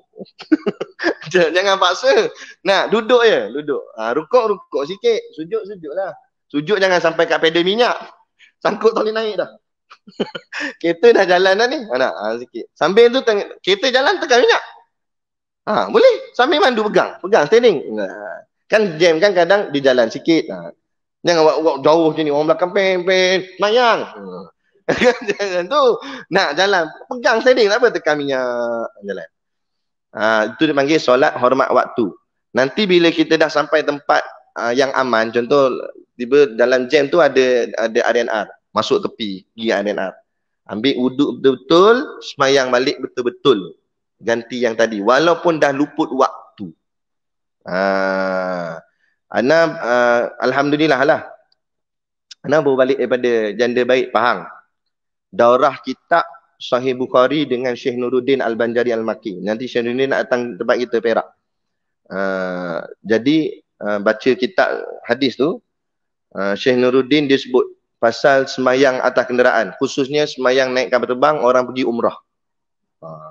Sebelum ni saya pun keliru sebab banyak sangat cakap. Ada kata macam ni, ada kata macam ni, ada kata takbir pertama dia ngadap kiblat, lepas tu boleh duduk. Semalam Syekh terangkan jelas-jelas dah. Syekh kata sembahyang yang tak menghadap kiblat itu hanya solat sunat sahaja. Berdasarkan hadis Nabi, Nabi sembahyang atas unta. Atas unta tak menghadap kiblat. Dah unta tu jalan mana, unta tu tahu kiblat. Jadi sembahyang ketika tu dalam hadis tu tatawwa'u, sembahyang sunat, bukan fardu. Maka menurut mazhab kita, semayang fardu wajib menghadap kiblat. Semayang sunat tak apa. Jadi, bila atas kapal terbang, kita tak tahu kiblat mana satu. Kalau tahu tak apa. Tapi kalau pergi ke Mekah, masa pergi, mana kiblat? Kepala kapal terbang ke ekor? Masa pergi. Kepala lah sebab dia menghadap Mekah. Jadi itulah kiblat kita. Tapi kalau naik SV, naik Saudi Airline, dia akan tulis kat skrin dia. Dia tunjuk arah kiblat, ikut situ je. Kalau masa balik, mana kiblat? Takkan ngadap pramugari. Dengan ekor dia lah. Tapi saya syorkan Saudi Airline lah. Sebab Saudi Airline ni, di bahagian belakang dia ada surau. Dia buat satu ruang, kat situ kita boleh semayang. Tapi flight lain, setakat saya naik, tak ada. Saudi Airline dia ada. Mas pun tak ada. Tu kita agak kecewa lah. Patutnya dia boleh contohi Saudi Airline. Kan? Buat macam tu. Jadi, tapi kalau tak ada, kalau ada tempat semayang macam Saudi Airline, bangun, pergi belakang terus. Semayang kat situ. Selesai, tak perlu qada dah. Semayang kita sah, dipakai. Sebab boleh ambil uduk. Tak masalah dah. Di bilik air tu. Lepas tu apa nama, kita boleh semayang sempurna, berdiri elok, ngadap kiblat elok. Jadi tak perlu qada dah. Tapi kalau benda-benda tu tak ada tadi, sebab tempat semayang tak ada, kena semayang duduk atas kursi, kiblat pun dah lari. Kan tak? Jadi bila dah kiblat tak betul, apa semua tak betul, semayang tu dipanggil solat hormat waktu sahaja. Maksud solat hormat waktu, semayang tu dibuat juga kerana dah masuk waktu. Nanti bila kita turun ke airport, cepat-cepat cari surau. Tak ada masalah, semua ada surau. Kan? Kita pergi surau semayang. Kalau tak ada surau sekalipun, tu penting ada kain. Inilah hikmahnya Rasulullah, sunnah Nabi sentiasa ada kebaikan. Nabi bawa ridak, ni guna kain. Kita bentang semayang. Kan? Bawa kompas untuk nak tengok arah kiblat. Sekarang ni teknologi canggih, dalam telefon pun ada kompas. Ada application dia. Tapi cari yang valid lah. Kadang tak betul lah. Pusing sini, sini. Pusing sini, sini. Mana satu? Nah, yang betul-betul valid lah. Yang boleh dipercayai. Jadi kita ikut tu semayang. Allah. Atas lantai. Jadi di Malaysia je nampak pelik kalau semayang kat luar. Tapi saya pergi Arab, pergi Mesir, pergi Mekah, Madinah. Pergi jalan orang semayang. Tak ada orang, tak ada orang rasa pelik pun. Kat mall. Semayang. Tak ada masalah pun. Kan? Semayang ni kat mana-mana boleh. Tak ada masalah. Satu lagi, negara kita ni lebih fokus kalau muslimatnya lah kepada telekung. Tapi cuba kita tengok Mekah, Madinah. Orang Arab, mana ada telekung? Dia pakai pakaian yang dipakai itulah buat semayang. Sebab apa? Sebab syarat semayang menutup aurat. Jadi kalau pakaian kita dah memang menutup aurat pada pakaian biasa ni, sahlah semayang. Kenapa nak kena telekung lagi? Kan? Jadi masalah ni sebab sebelum semayang, dia rambut terbuka, tudung tak pakai. Baru semayang, barulah pakai telekung. Tu baru jadi masalah. Tapi kita yang memang dah tutup aurat elok, sempurna, ikut syariat, semayang. Tak masalah. Kan? Gitu. Jadi semayang tu bukan susah sebenarnya, senang aja. Jadi semayang dalam kenderaan, macam itulah. Selagi kalau rukunnya sempurna tak perlu qada. Tapi kalau rukun tak sempurna, wajib diulangi semula. Kalau macam tu Ustaz, baik tak payah semayang, nanti turun semayang lah qada. Tak payahlah solat hormat waktu tu. Okey, mazhab lain tak ada sebut tentang solat hormat waktu. Solat hormat waktu ni dalam mazhab kita Imam Syafi'i sahaja. Dan kenapa Imam Syafi'i sebut itu? Supaya menunjukkan kita tetap menjaga semayang. Walaupun waktu tu kita tak cukup syarat dia. Supaya moga-moga Allah maafkan kita. Tak ada kalau mati, tak sempat qada balik, sembahyang yang hormat waktu tadi tu, harap-harap diterima Allah. Nak menunjukkan kesungguhan. Tapi dikira sah, tak pakai sah. Dia kena turun bawah, bagi sempurna balik wuduk apa semua, baru sah. Gitu. Okey, kalau orang tanya pula, okey, dia dah menghadap kiblat Ustaz. Contoh tadilah kepala kapal terbang tu menghadap kiblat dah. Arah Mekah. Wuduk pun dia ada, dia tak batal sebelum naik kapal terbang tadi, ambil siap-siap dah, ambil wuduk kat bilik air. Naik atas tu, cuma tak boleh berdiri. Sebab bila berdiri, pramugari kata duduk-duduk sebab kapal terbang goyang-goyang. Contoh. Jadi dia semayang duduk. Semayang duduk bagi solat fardu, boleh tak? Boleh tak? Tak boleh? Boleh. Kalau, tapi bersyarat. Syarat dia kalau orang sakit, syarat dia kalau mendatangkan bahaya. Itu sebut dalam kitab-kitab fiqh. Kalau kita semayang atas bot, atas kapal, kapal tu goyang-goyang. Bahaya, boleh menyebabkan kita jatuh, jadi mudarat, semayang duduk. Sama juga dalam kapal terbang. Kalau kapal terbang tu goyang-goyang, atas nasihat pramugara yang ada situ, dia kata, bahaya ni kalau berdiri, maka kita pun duduk. Kita semayang duduk, tapi wuduknya cukup. Kiblatnya pun betul. Sah dan tak perlu qada. Yang jadi masalah ni bila tidak mengikut arah kiblat. Contoh masa balik. Masa balik arah kiblat mana? Ekor. Kita menghadap depan kan. Jadi kita semayang hormat waktu je. Gitu. Yang orang kata takbir pertama je angkat menghadap kiblat, lepas tu tak apa dah. Itu tak bertepatan dengan hadis kata Syekh. Dan itu kalau semayang sunat tak apa. Bagi semayang fardu, mesti daripada mula sampai habis. Supaya rukunnya betul-betul cukup. Itu menghadap kiblat. Salah satu daripada rukun semayang.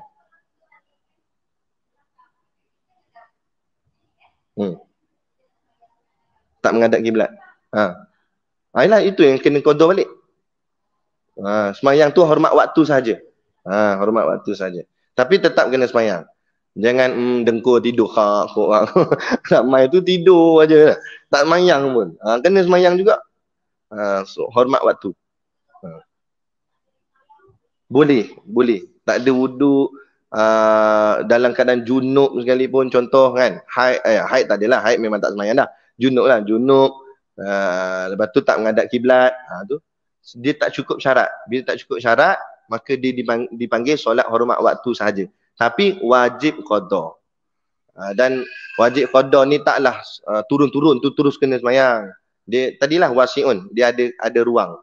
Kita turun dulu, kalau rasa perlu ambil beg dulu, takut nanti beg itu hilang pula. Boleh, tak ada masalah. Jangan gopoh-gopoh. Dah selesai masalah kita semua, contoh dah keluar airport pun tak apa lagi. Dah keluar airport, anak pun dah sambut, pesan ke anak, nanti nampak sisi minyak ke arena singgah sekejap, mak nak semayang. Yang tadi. Sekalipun dah balik rumah baru semayang pun boleh juga. Cuma takut bila kita tangguh lama sangat, takut terlupa. Dia terlupa, dosa lah nanti tanggung, itu hutang. Tak semayang betul-betul lagi tadi. Jadi segerakan perlu segera. Cuma bukan segera sangat. Bukan turun-turun je airport. Tempat laluan orang nak keluar bawa beg. Orang mengamuk lah dia ni. Apa semayang sini? Kan? Contoh. Dia nak? Okey. Ni. Masuk lagi kita ni. Mau kuning yang pertama ni. Kan? Okey. Beriman artinya percaya dengan Allah. Ingat poin dia mudah. Maknanya percaya dengan Allah artinya percaya dengan kata-kata Allah. Kata-kata Allah tu apa?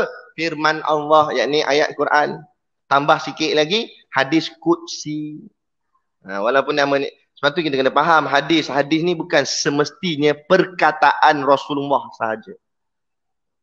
Banyak orang salah faham. Bila dengar hadis dia kata ini maknanya perkataan Nabi, sabda Nabi. Ada hadis bukan Nabi yang kata, tapi sahabat yang kata. Tu hadis juga. Contoh hadis kana. Kalau kita baca hadis, ada perkataan kana kat depan. Kana Rasulullah SAW. Hadis macam tu bukan Nabi cakap. Yang cakap tu sahabat. Contoh kalau kita nak belajar dalam kitab Syama'il Muhammadiyah. Dalam kitab Syama'il Muhammadiyah, dia cerita tentang perwatakan Nabi. Nabi rambutnya macam mana. Kan? Nabi berjalan macam mana. Yang cerita tu Nabi ke sahabat Nabi? Sahabat Nabi yang cerita.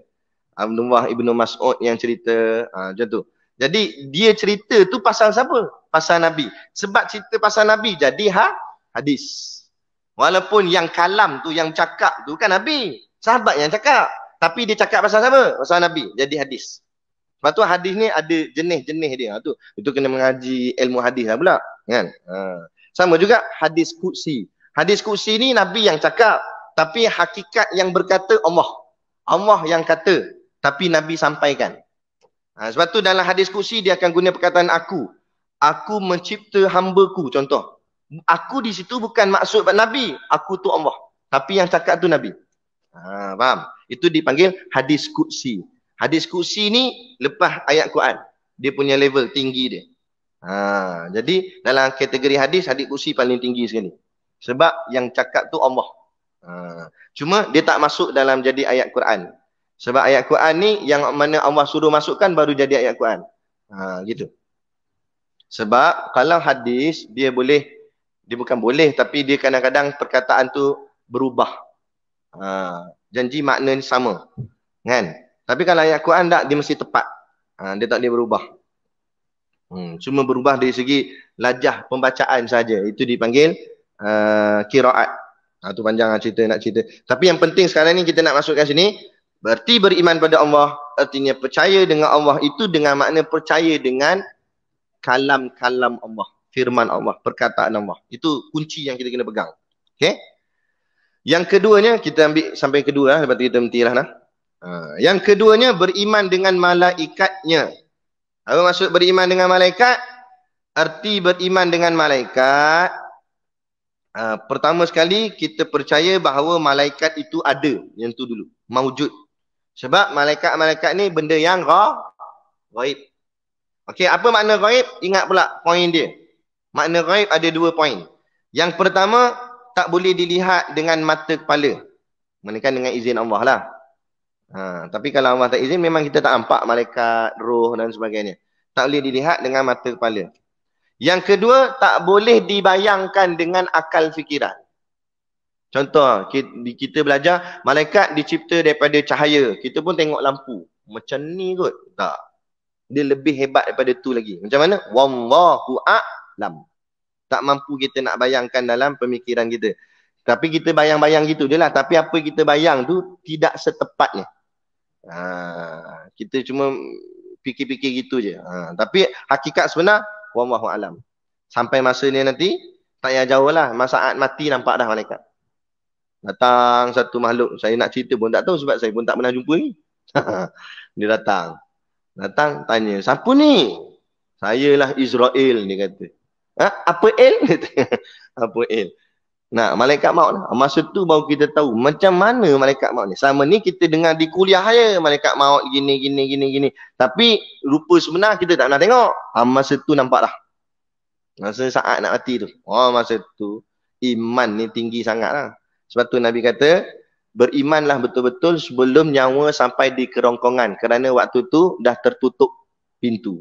Kalau dia taubat pun dah tak diterima taubat. Sebab apa? Sebab waktu dia dah nampak dengan sebenar-benar nampak alam gaib. Dah nampak baru nak beriman tak pakai. Tak aci lah. Kan? Gitu. Sebab iman ni ujian. Kita kena percaya benda yang kita tak nampak. Kan ujian tu. Bukan senang. Nak percaya benda kita tak nampak. Benda kita nampak pun kadang-kadang kita tak percaya. Kan? Contoh benda kita nampak apa? Kita tak boleh nak percaya. Turun harga minyak. Nampak depan mata dia cakap. Kan? Tapi tak turun-turun tak percaya juga. Tu benda nampak. Benda tak nampak lagi payah nak percaya. Itulah makna iman. Tapi kalau orang yang hati dia kuat, walaupun tak nampak, dia percaya. Tak nampak Allah, dia percaya Allah. Tak nampak syurga neraka, dia percaya syurga neraka. Macam alim-alim ulama. Sungguh-sungguh buat ibadat. Apa sungguh sangat ni? Macam Ustaz Azhan kita, Tuan Guru Siddiq Noh, Syekh Nuruddin, ramailah guru-guru kita. Kadang saya fikir jauh, kenapa mereka ni sanggup buat sekolah? Bukan siapa-siapa suruh. Bukan ada kerajaan letak syarat siapa balik Mesir wajib buat sekolah. Tak ada. Kan? Dia hanya orang cakap apa, kehendak hati dia sendiri. Dan kalau dia kaya banyak duit, tak pelik lah. Duit dalam bank ada 14 juta, betul buat sekolah. Tak pelik. Ini duit pun tak ada. Sanggup buat lah tu. Nadah muka, minta derma kat orang. Dulu tok guru saya, dia buat masjid di pondok tu, sampai hutang. Kan? Ni pun dengan kata ada juga bayaran yang belum lengkap. Tu sanggup. Sebab apa berkorban buat benda ni? Dia tak payah buat apa ni. Ustaz Azhan kalau nak lepak kat rumah, tak payah buat kelas macam ni, tak payah panggil ustaz apa semua, tak apa, tak ada masalah. Kan? Saya fikir tok guru saya tidur kat rumah belah siang, malam lagi orang panggil kuliah masjid baru pergi kuliah. Lagi tenang, lagi relax, tak ada siapa nak gaduh apa. Tapi tak, istilah kita panggil gatai tangan lah. Gatai tangan, pergi buat sekolah, susah payah, duit tak ada, cari duit, jual barang niaga pula lagi. Angkat dengan bekah-bekah, berat-berat, angkat bubuh apa semua. Kan? Bersusah-susah. Ni kempen Subli tu. Tapi nak ceritanya betul. Kadang kita fikir, kenapa lah? Sebab dia sayangkan agama dan dia yakin yang bahawa syurga tu menanti untuk dia. Tu dia buat sungguh-sungguh. Walaupun syurga tu, dia tak nampak lagi. Tu kata iman. Sebab iman dia tinggi. Kepercayaan dia tu tinggi. Dia yakin sangat. Aku yakin. Aku susah macam mana pun dunia ni, Allah akan bayar aku dengan bayaran yang sangat lumayan. Bukan senang. Sebab tu tak semua orang boleh buat. Kita offer buka jawatan kosong, gaji 15 juta, tu dia lah dia. Tapi bayar akhirat nanti. Orang kata malas aku, akhirat baru nak bayar. Bila aku nak makan nasi tu? Itulah macam ni kan Allah uji kita. Kita semua ni Allah bayar dah ni, bayar. Tapi bayar ni akhirat. Allah tangguhkan. Akaun kita tu ada macam KWSP lah. Ada duit tapi tak boleh ambil. Kan? Macam tu lah. Akaun tu ada dah. Tapi kita tak boleh ambil keluar. Nak ambil pakai nanti akhirat. Ni sekarang ni kita susah lah sikit dulu. Allah boleh tunjuk terus lah ni boleh. Kita duduk ngaji ni kan. Rasa tebal kat bonggong. Apa ni? Selak sikit tengok. 1,000. 1,000. Baru 5 minit 1,000 kuliah. Tengok makin lama makin naik. Tengok ustaz kata kita berhenti sini. Jangan berhenti ustaz kata. Lagi kata. Makin lama makin naik, makin lama makin. Tengok sejam ngaji 10,000 orang bayar. Agak-agak nak ngaji sejam je ke? Nah, sampai petang kan. Ngantuk gini tahan mata. Terus lagi ustaz, terus lagi. Boleh. Sebab apa? Sebab masuk banyak. Sekali keluar kuliah, ngengkang jalan. Oh, jutawan tu weh.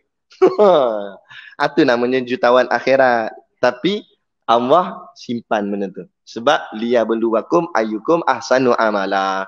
Aku nak uji siapa di kalangan kamu yang benar-benar ahsan amalannya. Benar-benar terbaik. Dia yakin sungguh dia akan dapat, dia buat terbaik. Bukan suatu benda yang mudah. Bukan suatu yang senang. Sebab tu syarat dia pun besar. Tapi yakinlah. Sebab tu insya-Allah kita mengaji ni kan, lagi mengaji. Kalau betul-betul kita mengaji, betulkan niat kita, ikhlas nak mengaji, Allah akan tambahkan iman kita. Kita akan rasa berbeza. Dulu kita tak mengaji, kita tak peduli kuliah, sekarang kita mengaji, kita akan rasa beza. Kita akan rasa keyakinan kita ni semakin kuat. Kita tak bergantung lagi dengan manusia. Kita bergantung dengan Tuhan, bergantung dengan Allah. Insya-Allah. Tak percaya tengok ni. Kita khatam kitab kita nanti ni, tengok perbezaan sebelum kita mengaji dengan selepas kita mengaji. Sebab tu Allah kata, "Kul hal yastawil ladina ya'lamuna wal ladina la ya'lamun." Katakanlah wahai Muhammad, sama ke orang yang mengaji dengan orang yang tak mengaji? Tak sama. Allah tanya tu, Allah nak suruh kita fikir. Bukan Allah tanya tu Allah tak tahu. Allah nak suruh kita fikir. Sama ke orang mengaji dengan orang tak mengaji? Suruh kita fikir. Sama tak? Tak sama. Keyakinan tak sama, keimanan tak sama. Sebab tu ada orang walaupun hidup dia nampak susah tapi senyum. Apa? Yakin Allah bagi rezeki. Kan? Dia tak takut, dia tak risau. Kan? Tapi ada orang duit banyak dah tapi pening kepala. Tu yang sampai botak tengah. Oh, takut syarikat jatuh, takut gini, takut gitu. Padahal duit banyak dah ni. Tapi masih lagi dia takut dengan rezeki Allah. Ini itulah makna beriman pada Allah. Yang kedua tadi beriman pada malaikat. Yang pertama wajib kita percaya malaikat tu ada. Walaupun kita tak nampak dia. Yang kedua wajib kita percaya malaikat itu hamba Allah. Makhluk ciptaan Allah dan dia adalah tentera Allah. Malaikah ni ambil daripada perkataan malak. Malak, malik artinya raja. Mulku kerajaan. Jadi malaikah tentera kerajaan. Tentera. Allah boleh buat sendiri semua. Kun fayakun, jadi maka jadilah. Allah tak perlukan malaikat Jibril untuk hantar wahyu kepada Nabi. Allah boleh terus masukkan ke dalam dada Nabi wahyu. Boleh, Allah boleh buat semua. Allah tak perlukan malaikat untuk menghantarkan rezeki kat kita. Allah tak perlu malaikat Israel untuk tolong cabut nyawa. Allah boleh cabut nyawa sendiri. Allah boleh buat semua. Allah boleh buat semua sendiri. Allah tak perlukan siapa-siapa. Habis kenapa Allah cipta malaikat? Pernah tak kita timbul persoalan? Cuma dia cakap kalau nak alim banyakkan persoalan. Kenapa Allah cipta malaikat? Allah boleh buat semua sendiri. Allah maha kuasa. Okey, saya bagi satu contoh. Tuan anak murid saya nama dia Alif, kan? Saya pun katalah kipas ni tak pasang lagi. Memang tak pasang pun ujung tu lah. Contoh. Saya pun pandai kata contoh pandai. Tapi ni sejuk lagi Ustaz Azhan pasang nak. Ni sejuk je. Tapi contoh kata saya pandai. Saya boleh tak boleh saya bangun, saya pergi tekan switch. Boleh tak? Boleh. Tapi tak. Saya duduk sini diam-diam. Dia kata, Alif, pergi pasang kipas. Kenapa saya suruh dia? Sedangkan saya boleh buat sendiri. Dia bangun, saya bukan cacat, ada kaki. Saya boleh tekan. Tapi kenapa saya suruh dia? Sebab saya nak tunjuk apa? Nak tunjuk apa? Kuasa. Betul. Saya nak tunjuk kuasanya saya ada power atas dia. Saya guru dia. Dia kena walak taat perintah saya. Saya nak tunjukkan kehebatan saya. Saya ni ada kuasa. Alif, bangun. Yang tu. Allah cipta malaikat. Allah nak tunjuk kekuasaan dia. Kan? Kerajaan dia yang megah, yang hebat. Dia ada banyak tentera. Kan? Tu. Sebab tu hari merdeka, mana-mana negara bila National Day, dia akan pamerkan apa? Dia punya tentera berapa ramai. Berkawak depan. Lagi kereta kebal pula lalu. Lagi jet pula lalu. Berapa dia nak tayang semua ni? Nak tunjukkan kekuasaan negara dia, kerajaan dia. Supaya kerajaan negara lain dengan power tentera dia banyaknya. Ada kapal selam tapi tak boleh selam pun. Contoh. Kan? Jadi orang pun nampak hebat lah. Tapi itu level makhluk, level manusia. Allah lebih lagi. Lepas tu ditanya, berapakah jumlah malaikat? Tidak terkira. Nak tunjukkan hebatnya kekuasaan kerajaan Allah. Lepas tu berani lagi lawan. Angkuh lagi dengan Allah Ta'ala. Tak heran lah. Tak heran apa? Dia tak payah hantar banyak. Dia hantar seorang je. Dia tak payah hantar sampai bala tentera 1,000 orang. Cukup seorang. Siapa? Israel. Datang, walaupun jenis kaki apa nama sadar ni betul-betul tatu penuh ni. Sini apa nama naga, sini pula apa lagi ni? Rimau, sini ayam, sini itik, semua ada. Mana gangster besar. Datang dia bagi salam. Assalamualaikum. Senyap terus. Ini rimau ni habis cair. Jadi kucing tu ambil. Mati. Senyap. Tak cakap apa. Tok guru silat mati. Hebat mana pun mati. Fir'aun ngaku hebat. Mati. Allah hantar seorang. Bukan hantar 1,000. 1,000 lagi dahsyat. So Allah hantar. Degil tak nak dengar cakap Allah. So laksana hukum Allah. Joget lah apa semua. Allah hantar air. Bukan api. Antara air dengan api, kita agak-agak kita rasa mana lebih mudarat dia. Lebih kita takut antara air dengan api. Berat api lagi betul tak? Api dengan panas, bakar bagi hangus. Tapi Allah tak hantar api, Allah hantar air. Tsunami. Kalau Allah hantar api lagi dahsyat. Allah hantar air. Hantar air saja berapa ratus ribu bergelimpangan. Tak boleh buat apa. Kerajaan tak boleh buat apa. Angkat tangan surrender kita. Tunggu air surut je. Kan? Tak boleh buat apa. Hampir hancur bangunan, semua hancur. Air. Allah nak tunjuk, tu baru aku hantar air. Kalau aku hantar lebih pada tu, kamu sanggup tak sanggup? Tu paling dahsyat, huru hara hari kiamat nanti. Bukan sakat air, bukit bukau ni. Naik atas, pecah, berjadi debu berterbangan. Nampak kuasanya Allah. Jadi malaikat ni sebagai lambang kekuasaan, kehebatan Allah. Allah boleh buat sendiri, tapi Allah tunjukkan keagungan Allah, kehebatan Allah. Itu yang kita kata Allah Al-Mutakabbir, maha sombong. Sebab apa? Sebab makna sombong tak ada siapa boleh lawan dia. Tunjuk. Siapa boleh lawan kerajaan aku? Siapa boleh lawan kekuasaan aku? Siapa boleh lawan ketenteraan aku? Berani lawan lah. Malaikat Allah berani. Kan?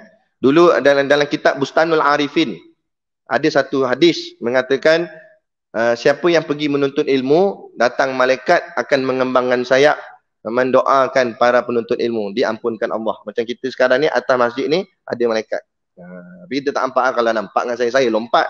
Terkejut buruk nampak. Kan? Terkejut itu ni makhluk apa ni? Besar gitu. Ada duduk atas. Dan hadis kata gitu. Wajib kita beriman dan wajib kita percaya. Tapi zaman dulu ada satu orang ni dia tak percaya. Kemudian dia perli pula tu. Dah lah tak percaya, perli lagi, jahat. Dia ambil kasut dia buh paku bawah kasut dia. Dia pakai kasut yang ada paku bawah. Lepas tu dia jalan sambil seret-seret. Orang tanya, kamu nak ke mana? Pakai kasut macam ni. Aku nak robek-robeknya sayap malaikat yang datang kat masjid untuk menuntut ilmu. Maknanya dia menghina hadis Nabi. Dia tak percaya ada malaikat datang. Jadi aku ni bawa kasut ni, aku nak koyak-koyakkan sayap malaikat tu. Konon-konon ada malaikat sangat lah pula. Dia kata. Macam itulah seolah-olah ayat dia. Dia menghina hadis Nabi. Apa jadi lepas tu? Masa dia berjalan tu, sikit demi sedikit tanah ni makan kaki dia. Lama kelamaan kaki dia makin ke dalam. Sampailah separuh badan dalam tanah. Dan tak ada siapa boleh tolong dia. Mati macam tu. Tarik bawa keluar tak boleh. Allah hantar tanah. Ingat, semua ni milik Allah. Kadang cerita dalam mastika tanah kubur tu, walaupun tu cerita, tapi ada yang betul. Nak tanam mayat tak lepas. Ni cerita benar di tempat kami. Dekat dengan Beruas tu lah, tapi saya kena rahsiakan kampung tu. Dia macam tu, nak tanam tak lepas. Masuk kepala, kaki tak lepas. Masuk kaki, kepala tak lepas. Pada korek besar dah.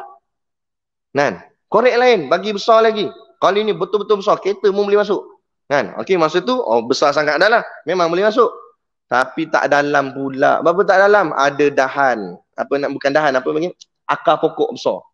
Ada akar pula. Tak lepas. Korek lubang lain. Yang jauh sikit daripada pokok. Kali ni lepas. Lubang lepas, dalam lepas. Masuk jenazah. Letak jenazah, anak dia 2 orang lelaki kat atas bertumbuk. Gaduh. Orang tak tahulah apa pasal dia jadi macam tu. Bertumbuk gaduh tu, imam dah sakit hati dah.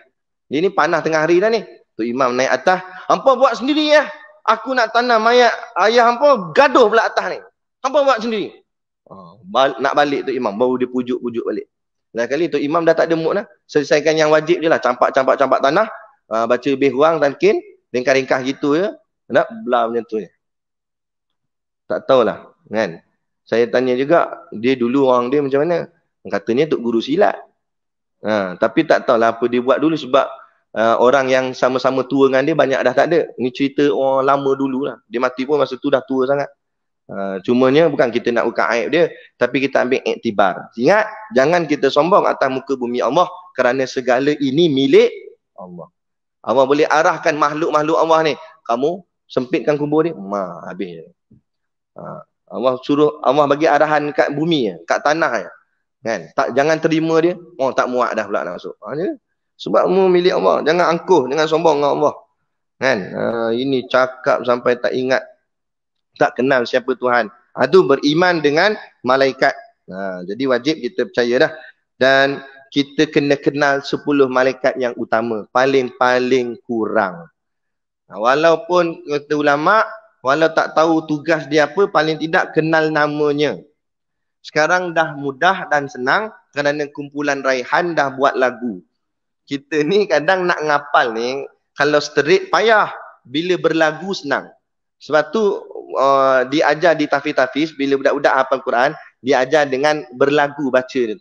Sebab dengan berlagu ni kita mudah ingat. Sebab tu kita banyak ingat lagu. Kucuk-kucuk hotahe. Tu. Ingat yang tu. Nampak? Sebab dia berlagu. Sebab manusia sifat dia gitu. Bila berentak, senang ingat. Jadi kita hafal lah. Kan? Jibril, Mikail, Ridwan, Malik, Mungkar, Nakir. Goyang-goyang balik. Ini tak hafal. Anak hafal ngaji pasti. Yang tu masuk sekali dengan anak tu. Cikgu kata, mak duduk luar, saya nak nyanyi sekali. 10 malaikat. YouTube ada, search je. Kan? Sambil-sambil kita didik anak-anak kita. Biar anak kita ni, kecil-kecil dah boleh sebut nama Allah, boleh sebut nama malaikat, boleh sebut nama Nabi. Kalau kecil dah sebut nama-nama, nama ni bukan kadar nama tau. Dia ada keberkatan. Sebut nama Allah ni bukan sebut macam nama orang. Nak? Tapi nama Allah mulia, dia ada berkat. Tak silap budak ni boleh besar, boleh jadi alim ulama, anak yang soleh, insya Allah. Jadi cukup sekadar tu dululah. Kita akan sambung yang ketiga, beriman dengan segala kitabnya pada kuliah kita yang akan datang jika diizinkan Allah, insya Allah. Nak tanya soalan ke? Tak ada kot kan? Ada. boleh.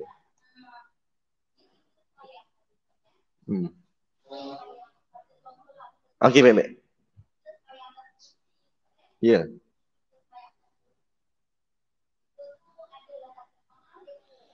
Dia keluar. Macam mana kita nak bergerak? Betul juga ya. Macam mana ceritanya? Okey, baik. Kalau ikut kitab-kitab lama, dia memang tak ada cerita pasal kursi. Sebab zaman dulu mungkin orang semayang duduk atas atas lantai terus. Jadi mungkin juga zaman dulu penyakit yang melibatkan lutut apa sebagainya belum ada. Sebab ya faktor pemakanan. Orang dulu makannya bukan ada makanan jenis yang fast food ni kan. Kita sekarang ni macam-macam makanan pada bahan pengawet. Mungkin faktor itulah penyakit makin bertambah zaman sekarang. Jadi sampai tak boleh lipat lutut apa sebagainya, barulah keluar pandangan-pandangan ulama contemporary, ulama yang zaman sekarang bagi pandangan boleh semayang atas kursi. Tapi kalau kita baca kitab lama memang tak ada sebut semayang atas kursi. Sebab semayang duduk atas lantai terus. Tapi sekarang kita nak paksa, dulu saya keras juga sebab saya ikut kitab lama kan. Mana boleh duduk atas kursi, duduk atas lantai. Tapi ada seorang ustaz tu dia sedangkan saya, ustaz tak kena lagi. Kalau ustaz kena umur 50, 60, ustaz tahu. Jadi saya fikir balik, jadi boleh. Memang sebab memang pandangan ulama yang moden pun kata harus kalau memerlukan sungguh semayang atas kursi. Okey, baik. Jadi bila tak ada kupasan kitab-kitab lama, jadi kita nak putuskan terus macam mana, payah juga. Cuma kita ikut kaedah asal. Kaedah asal tak boleh bergerak 3 kali berturut-turut. Bergerak 3 kali berturut-turut membatalkan sembahyang mengikut mazhab kita Imam Syafi'i. Jadi kalau kita nak alih, boleh alih tapi dengan syarat jangan bergerak 3 kali berturut-turut. Buatlah macam mana pun tapi jangan bergerak 3 kali berturut-turut. Contoh, kan? Kita main ni, tiba kosong sini. Nampak macam mana ni? Okay, kita mungkin bangun dulu. Bila bangun ni berapa kali gerak? Baru 1, katakan. Langkah gini, kan? Kita punya bau jadi 2. Lepas tu kita langkah lagi. Jadi 3. Okay, 3 tu kita diam dulu. Sebab istilah dia dinamakan dalam kitab mualat. Mualat ni maksudnya berturut-turut. Kalau berturut-turut baru batal. Tapi kalau tidak berturut-turut, tidak batal. Jadi bila dah 3 kali bergerak, kalau kita sambung lagi baru batal. Tapi kita diam dulu. Diam tu bukan lama pun. Kadar subhanallah. Maknanya ada, istilah yang kita kata, ada nampak berhenti daripada bergerak. Yang berturut-turut ni maknanya bersambung-sambung.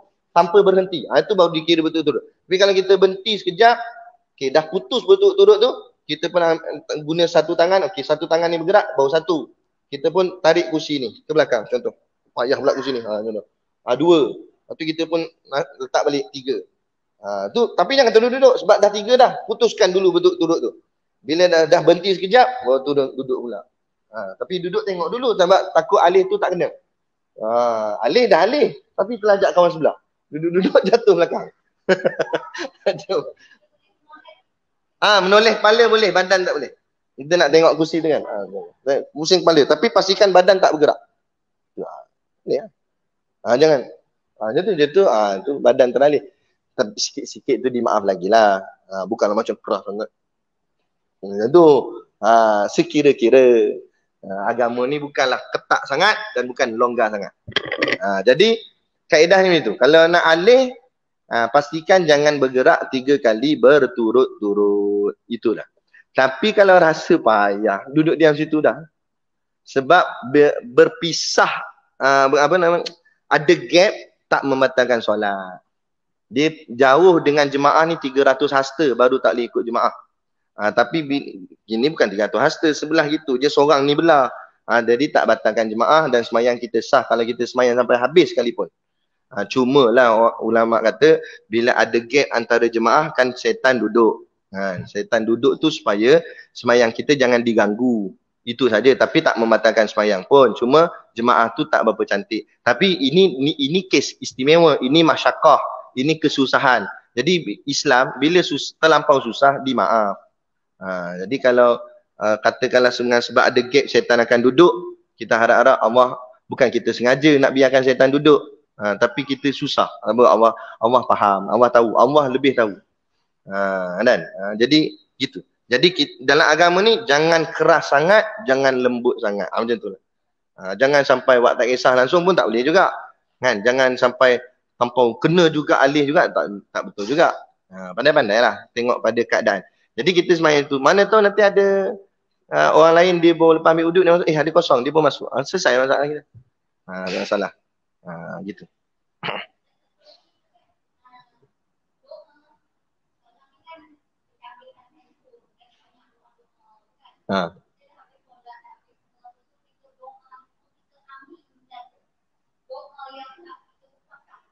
Dalam WhatsApp. Boleh, tak ada masalah.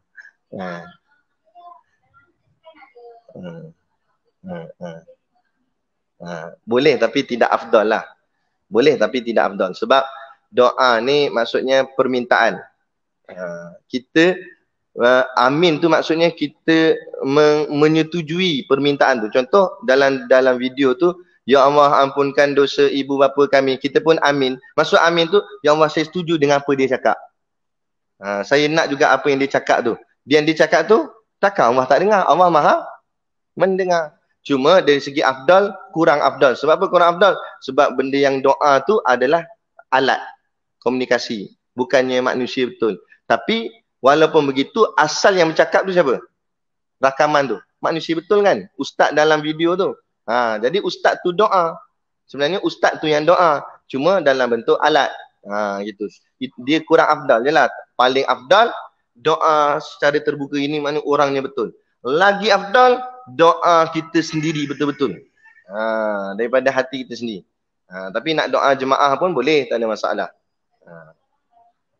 Dia buat macam tu. Boleh, tak ada masalah. Tak ada masalah, boleh. Asalkan berdoa. Yang tak nak ni doa pun tak. Habis Assalamualaikum, pak belah tu kan. Sedangkan Allah sebut ud'uni astajib lakum. Doalah aku nak perkenan. Sehingga kan ada amaran dalam Quran. Macam mana ayat dia? Lupa pula tak datang. Macam mana ayat dia? Allah tegur. An ibadati saya dakhuluna jahannam madakhirin. Saya lupa pangkal depan dia. Kalau kamu, maknanya kalau kamu sombong, wala yastakbiruna an ibadati. Saya tak ingat wala ke apa, tapi depan dia, jangan kamu sombong daripada berdoa kepada aku. Saya dakhuluna jahannam madakhirin, kamu akan dimasukkan ke dalam neraka dengan hina. Dengan sebab sombong daripada doa kepada Allah. Allah suka hamba dia berdoa. Lagi banyak doa, lagi Allah suka. Allah, dia suka hamba ni, kita ni, makhluk ni, meminta-minta kat dia. Beza dengan makhluk. Makhluk tak suka meminta-minta. Kita minta dengan orang lama-lama menyampah. Mula-mula dia bagi. Lama-lama, ni tak habis minta manusia. Tapi Tuhan tak. Lagi kita minta, lagi dia suka. Lagi kita minta, lagi dia suka. Tapi kita kurang minta, dia tak suka. Sebab tu Allah kata, kamu sombong daripada doa pada aku, saya dakhuluna jahannam madakhirin. Aku masukkan kamu dalam neraka dalam keadaan hina. Dengan sebab apa? Sebab tak doa. Itu berat doa juga. Walaupun doa ni tak wajib, tapi jangan sampai langsung tak berdoa. Sebab orang yang tak berdoa menunjukkan hatinya tidak bergantung dengan Tuhannya. Dia bergantung dengan diri dia sendiri. Lepas tu hebat macam mana pun kita doa. Contoh, kita nak masak. Walaupun selalu kita masak memang sedap. Orang nak buat majlis, orang minta kita jadi tukang masak dia. Kita doa dulu, ya Allah, jadikanlah masakan aku ni cukup dan sedap. Supaya orang yang makan ni, dia rasa, apa orang cakap, rasa puas lah. Kita pun doa. Maknanya hati kita bergantung dengan Allah, bukan bergantung dengan resepi kita semata-mata. Tapi kadang-kadang kita terlupa Allah. Kita buat, kita confirm, tangan aku buat, mesti sedap ya. Kita tengok jadi tak sedap. Sebab apa? Sebab bergantung dengan diri sendiri. Itu bahaya. Dia apa doa? Sebab tu saya nak baca kitab tadi pun, saya baca kata-kata tu dulu. Kata-kata tu tadilah subhanaka la ilma lana. Kita letakkan kerendahan hati kita. Aku tak tahu apa-apa ya Allah. Apa yang aku boleh ajar ni sebab apa yang ilmu engkau pinjamkan kat aku. Itu saja. Kalau engkau tak bagi, aku pun tak boleh baca kitab ni. Kita letakkan kerendahan.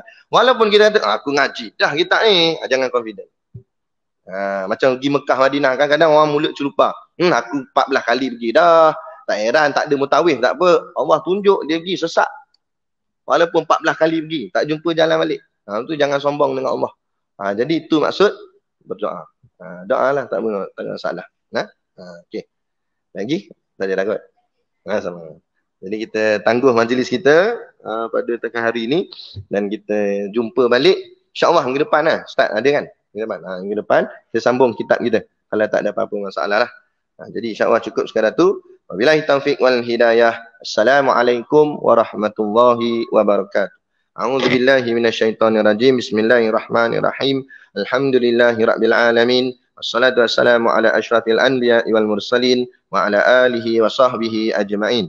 Allahumma taqabbal minna salatana wa du'aana innaka antas samiul alim wa tub alaina innaka antat tawwabur rahim. Allahumma ja'al dinana dinan nabi Muhammadin sallallahu alaihi wasallam wa islamana islamal muslimin wa imanana imanal mu'minin wa salatana salatal khashiin wa a'malana amalas salihin wa niyatana niyatal mukhlisin wa dhunubana ya Allah dhunubal mustaghfirin wa hayatana hayatal ulama wa mautana bimauti syuhada wa dikinal jannata ma'al anbiya alaihimus salatu wassalam. Rabbana atina fid dunya hasanah wa fil akhirati hasanah wa qina adzabannar wa qina adzabannar wa qina adzabannar. Wassallallahu ala khairi khalqihi sayyidina Muhammadin wa ala alihi wa sahbihi wasallam.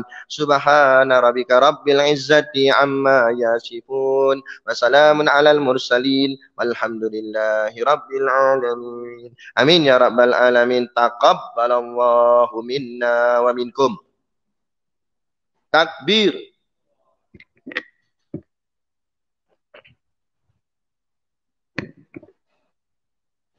Alhamdulillah, terima kasih Ustaz Syakir Nasuha, tuan-tuan bapa rahmatullahi wabarakatuh. InsyaAllah esok saya ulang semula kuliah slot saya, slot yang pertama dan slot Ustaz Syarkawi. Ustaz Syakir. Ustaz Syarkawi. Slot kedua, dan hari Rabu Ustaz Hadir Nasir dan Ustaz Tarmizi. Bagi tuan-tuan yang ingin menyertai korban, masih ada kekosongan di Kota Raja. Satu bahagian kerbau atau lembu RN 800. Masih ada kosong 8 bahagian lagi. Kerbau ada 5 bahagian, lembu lagi 3. InsyaAllah. Sekian, Assalamualaikum warahmatullahi wabarakatuh.